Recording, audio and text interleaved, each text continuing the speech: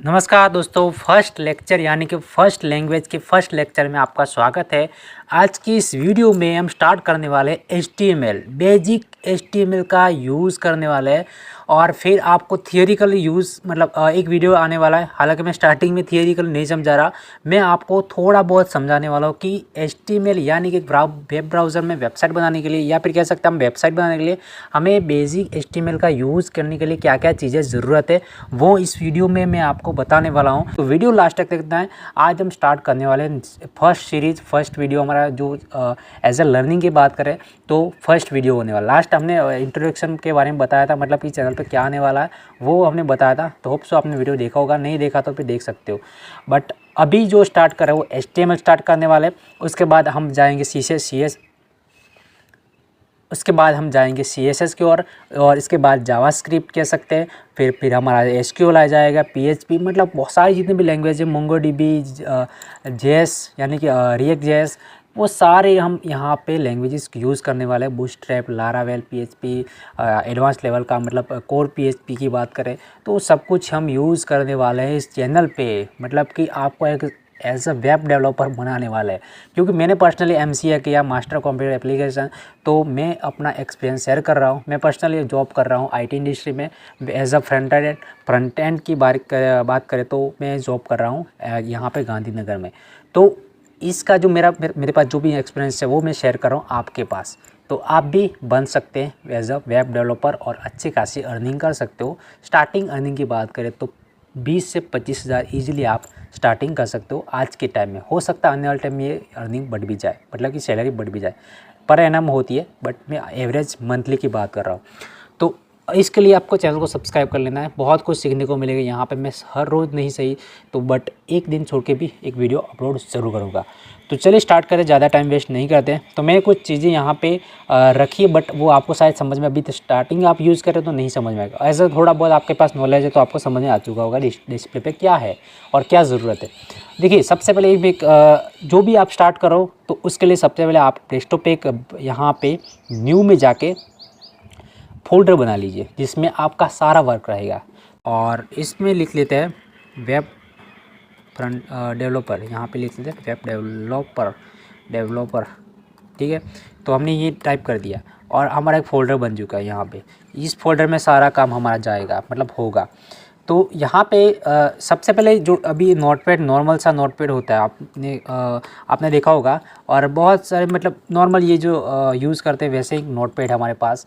और बहुत सारे ऐसे जो कोड एडिटर एप्लीकेशन आते हैं जिसके बारे में हम आगे बताएंगे, एक वीडियो आएगा कितने कोड एडिटर यूज़ करने चाहिए तो वो बताएंगे। लेकिन अभी इस टाइम नॉर्मल का यहाँ पे जो नोटपैड होता है सादा वाला हम यूज़ करते हैं, वही हम स्टार्टिंग उससे करेंगे।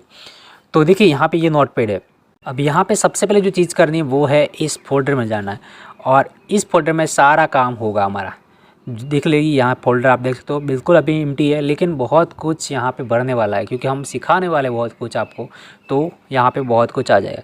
तो इसके लिए हम सबसे पहले एक नोटपैड को ओपन करेंगे, नोटपैड प्लस, या फिर नोटपैड का यूज़ कर सकते हो। तो नोटपैड प्लस प्लस जो होता है वो थोड़ा एडवांस लेवल का थोड़ा बहुत हो, इससे तो एडवांस है, बट उससे भी एडवांस बहुत सारे कोड एडिटर होते, एप्लीकेशन होते हैं, कोड एडिटर सॉरी। तो वो यूज़ कर सकते हैं जिसमें बहुत जो चीज़ें वो ईजी हो जाती है। बट इसका हम आगे बताएंगे। बट आपने थोड़ा बहुत नॉलेज होगा तो आपने इंस्टॉल कर रखा होगा। यहाँ पे मेरा ऑलरेडी पहले से इंस्टॉल है, थोड़ा आपको दिखा भी देते, चलो ठीक है। यहाँ पे ये विजुअल स्टूडियो कोड होता है, वो इसमें थोड़ा एडवांस आता है। और भी बहुत सारे वो हम बताएंगे, लेकिन आज के वीडियो में हम सिर्फ और सिर्फ बेसिक सिखाने वाले हैं, मतलब क्या है ये HTML। देखिए, ये ब्राउज़र है, यहाँ पे आप देख सकते हो ये क्रोम ब्राउज़र है, मोजिला है, इसमें हमारा वेबसाइट रन होगा। तो यहाँ पे मैंने क्रोम ओपन कर रखा है, मतलब किया है, आप देख सकते हो।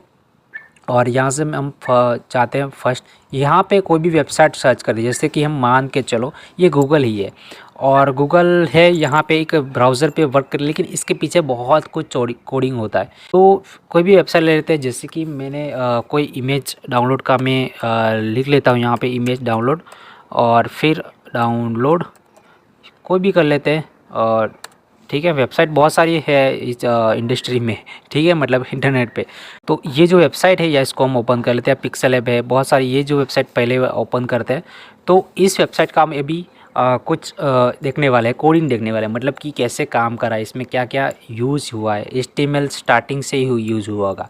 डिज़ाइनिंग में HTML यूज़ होता ही है। तो ये डिज़ाइनिंग आप देख सकते हो, ये जो लगा है फ़ोटो वगैरह वो एक डिज़ाइनिंग है। ऊपर मेनू वगैरह है, देख सकते हो आप, ठीक है।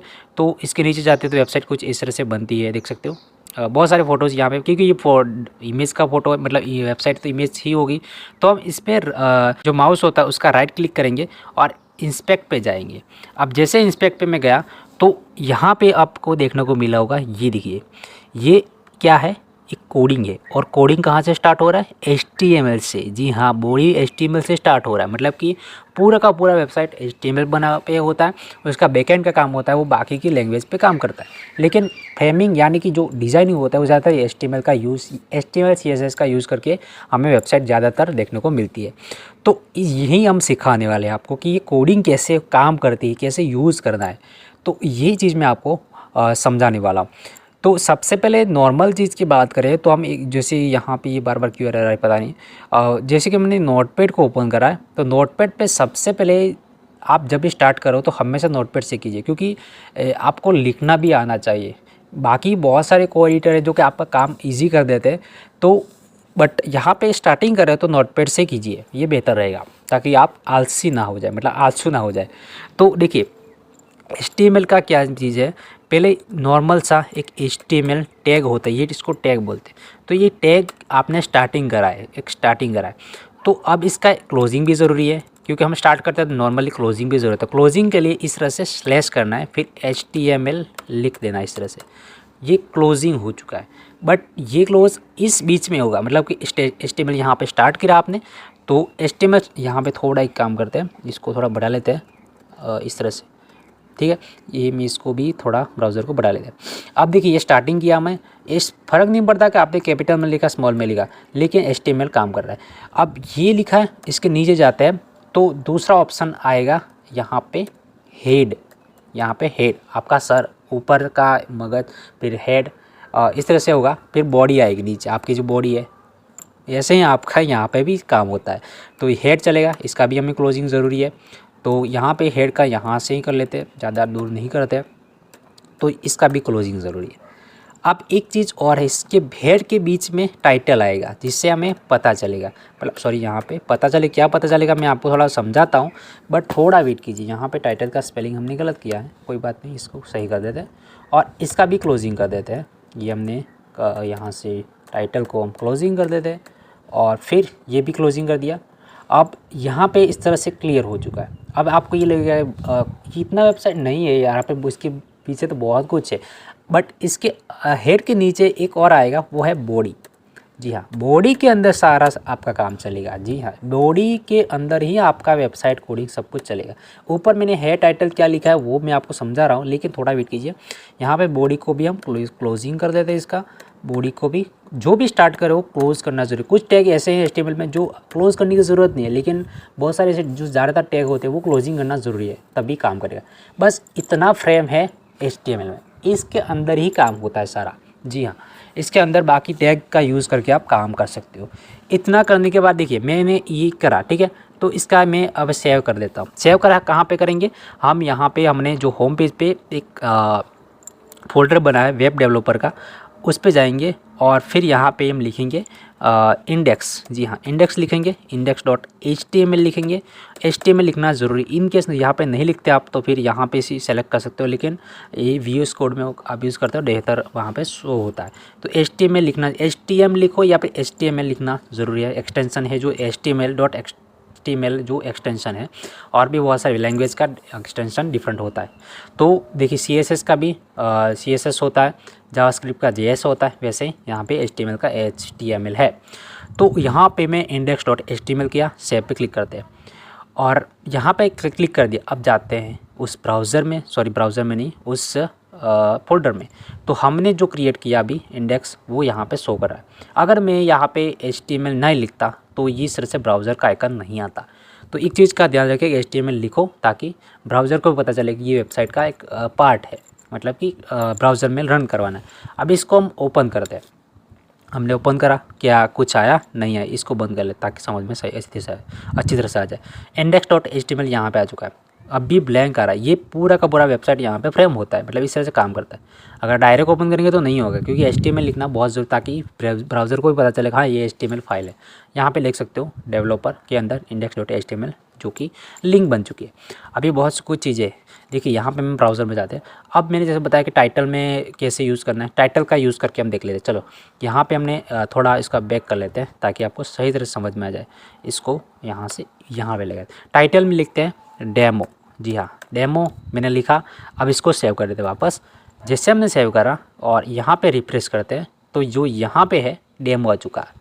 ये जो होता है वो टाइटल होता है, मतलब वेबसाइट आप बनाते हो तो किस चीज़ का वेबसाइट है। होम पेज होता है, हमारे पेज बहुत सारे मल्टीपल होते हैं, तो होम, अबाउट, कॉन्टैक्ट अस, ऐसे आपको ऊपर टाइटल देखने को मिलते हैं।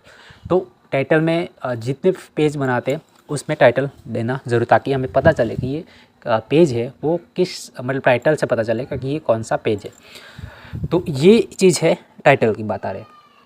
फिर आती है हेड की सेक्शन में। हेड में अभी कुछ नहीं होगा, हेड में बहुत कुछ होता है, लेकिन अभी मैं आपको कुछ इसमें नहीं दिखा रहा, और आगे आने वाले टाइम में दिखाऊंगा। जब CSS यूज़ करेंगे, बहुत सारे ऐसे फ्रेमवर्क हम यूज़ करेंगे, बूटस्ट्रैप यूज़ करेंगे, तो वो सब कुछ हेड के अंदर आता है। जी हाँ, जो ये जो हेड है और ये हेड है, इसके बीच में आपको डालना होता है CSS फाइल वगैरह। इनलाइन CSS हो या फिर एक्सटर्नल CSS हो, दोनों चीज़ें हेड के अंदर आता है।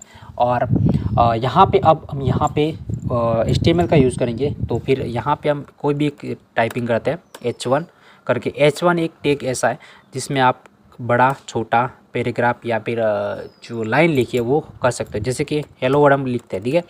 हेलो वर्ड नॉर्मली जब हम स्टार्टिंग करते हैं तो हेलो वर्ड से हम स्टार्टिंग करते हैं। तो ये H1 मैंने ओपन किया था, स्टार्टिंग किया था यहाँ पे, और अब इसका क्लोजिंग करेंगे। तो यहाँ पे मैंने H1 क्लोजिंग कर दिया। अब ये क्लोजिंग नहीं करता तो क्या होता है मैं आपको दिखाऊंगा। ये मैंने क्लोज़ कर दिया, सेव करते हैं, जाते हैं वापस ब्राउज़र में, रिफ़्रेश करते हैं तो हेलो वर्ड यहाँ पे आ चुका है। बट इन केस मैंने ये क्लोज़ ना किया हो तो क्या होता है, देखिए मैं क्लोज़ नहीं करता, इसने मैंने छोड़ दिया इस तरह से, तो क्या होता है वो भी मैं आपको दिखा देता हूँ। रिफ़्रेश करते हैं तो भी ये काम करेगा। मतलब कि सीधी तरह से बात करें तो जो H1 टैग है वो इसकी क्लोजिंग ज़रूरी नहीं है। मैंने इससे बताया कि कुछ ऐसे टैग होते हैं HTML में जिसकी क्लोजिंग ज़रूरी नहीं है। बट यहाँ पे अब ये हमने H1 किया, अब इन केस में यहाँ पे H2 कर दूँ तो क्या होगा वो भी देख लेते हैं। चलिए यहाँ पे मैंने H2 करा तो हम यहाँ पे वापस रिफ़्रेश करते हैं तो छोटा हो गया, आपको पता चला। जी हाँ, छोटा हो गया, मतलब जो वर्ड लिखा हमने छोटा हो गया। अगर H3 करें तो क्या होता है, जैसे कि मैं 3 एक काम करते हैं, अलग अलग डेमो दे देते हैं यहाँ पे, मतलब तीनों चीज़ 4 जो होते हैं H4 तक हम जाएंगे। तो यहाँ पे मैं वो 4 लाइन लिख लेता हूँ। तो देख सकते हो मैंने कुछ लिखा है यहाँ पे, आप देख सकते हो हेलो वर्ड ही लिखा है, लेकिन H1, H2, H3, H4 और H5 लिखा है। अब इसको सेव कर देते हैं। सेव करने के बाद देख लीजिए मैं यहाँ पे रिफ्रेश करता हूँ तो होता क्या है, यहाँ पे देखिए 5 लिखा है, आ चुका है, लेकिन फर्स्ट H1 में बड़ा अक्षर आया, मतलब बड़े वर्ड में दिख रहा है। H2 में ये दिखेगा, H3, H4, H5 इस तरह से चलता है। मतलब कि H1 टैग का यूज़ करके आप साइजेस चूज़ कर सकते हो। H1 मतलब जो हेडिंग टैग होती है वो हेडिंग, मतलब आप जो भी लिखते हो, नेम लिखते हो वेबसाइट का या जो भी लिखते हो, तो H1, H2 इस तरह से यूज़ करके आप लिख सकते हो। लेकिन इसकी क्लोजिंग ज़रूरी नहीं है, जैसे मैंने बताया क्लोजिंग नहीं है फिर भी ये काम कर जाएगा। इस तरह से हमने अब डेमो दिखा। ये HTML में इस तरह से काम होता है, मतलब जो भी काम होता है वो बॉडी के अंदर होता है। दो यहाँ पे बॉडी स्टार्टिंग, यहाँ पे क्लोजिंग, HTML यहाँ पे क्लोजिंग, यहाँ पे स्टार्टिंग, हेड यहाँ पे स्टार्टिंग, यहाँ पे क्लोजिंग, टाइटल यहाँ पे स्टार्टिंग, यहाँ पे क्लोजिंग। तो हेड के अंदर बहुत कुछ अभी जाएगा, लेकिन आने वाले टाइम में हम सिखाएंगे। अभी मैंने सिर्फ इतना दिखाया कि HTML काम कैसे करता है, जो कि यहाँ पे बॉडी के अंदर सब कुछ वेबसाइट हमारी तैयार होगी। तो इस तरह से HTML का मैंने फर्स्ट पार्ट आपको समझाया कि HTML क्या होता है। और HTML का फुल फॉर्म नेम हम समझा रहे तो हाइपर टेक्स्ट मार्कअप लैंग्वेज होता है, जो कि नॉर्मली हम वेब डिज़ाइनिंग के लिए यूज़ करते हैं HTML का। और बाकी आप जब यहाँ पे हम चैनल पे बने रहेंगे तो आपको बहुत कुछ सीखने को मिलेगा। एडवांस लेवल तक हम जाने वाले, टेंशन मत लीजिए, लेकिन हम बेसिक तो सीखना पड़ेगा, बेसिक बहुत ज़रूरी है। बेसिक ही नहीं पता होगा तो फिर एडवांस पे आप क्या करेंगे। इससे बेटर है थोड़ा बेसिक से चले ताकि आपको सही से समझ में आ जाए। तो आज तक मतलब आज हमने यहाँ तक रखा है, आने वाले टाइम में और जितने भी टैग होंगे वो सब कुछ आपको दिखाएंगे। तो चलिए आज का वीडियो यहाँ तक रखते हैं। तो चैनल पे बने रहिएगा और चैनल को सब्सक्राइब करके इस वीडियो को लाइक भी कर लेना। तो आज का वीडियो देखने के लिए बहुत बहुत धन्यवाद। Thank you.